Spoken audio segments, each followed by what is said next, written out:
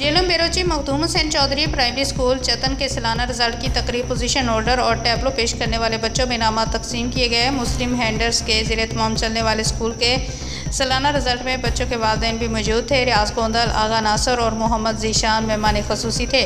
तफसीलात के मुताबिक गुज़िश्ता रोज़ मुस्लिम हैंड्स के ज़ेर एहतमाम चलने वाले गवर्नमेंट प्राइमरी स्कूल चतन के सालाना रिजल्ट की तकरीब मुनक्कद हुई। तकरीब में स्कूल के प्रिंसिपल, टीचर, तलबा, तालबात और वालिदैन बड़ी तादाद में मौजूद थे।